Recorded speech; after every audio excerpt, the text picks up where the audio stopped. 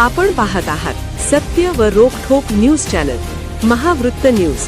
आवाज तुमचा, ताकद आमची.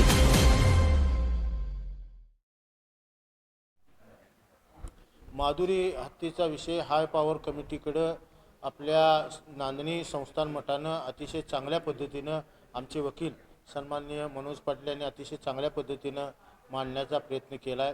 पेटानं काही अंशी त्याला विरोध करण्याचा प्रयत्न केला आहे.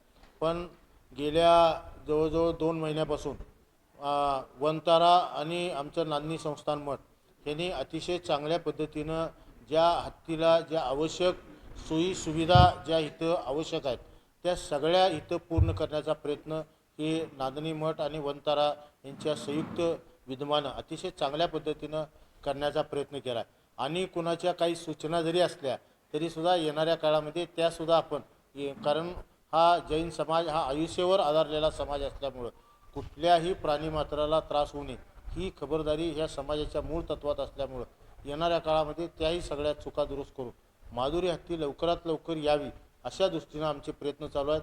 परवाच राज्याचे मुख्यमंत्री आदरणीय देवेंद्रजी फडणवीस साहेबांनी या पहिल्या दिवसापासून माधुरी हत्ती ज्या दिवसापासून वंताराकडं हस्तांतरित झाली त्या दिवसापासून आदरणीय मुख्यमंत्र्यांनी ह्या विषयामध्ये लक्ष घातलं.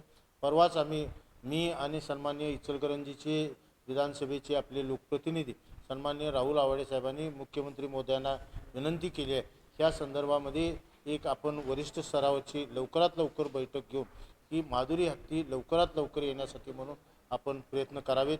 त्यासाठी लवकरच बैठक घेण्याची आपल्याला विनंती सन्माननीय मुख्यमंत्र्यांना केली. ती मुख्यमंत्री महोदयांनी मान्य करून लवकरच त्या संदर्भात बैठक लावून त्याचा निर्णय लवकरात लवकर माधुरी हत्ती कशा पद्धतीने त्या पद्धतीने आमचे प्रयत्न चालू आहेत. महावृत्त न्यूज चॅनलला लाईक करा, शेअर करा आणि सबस्क्राईब करा.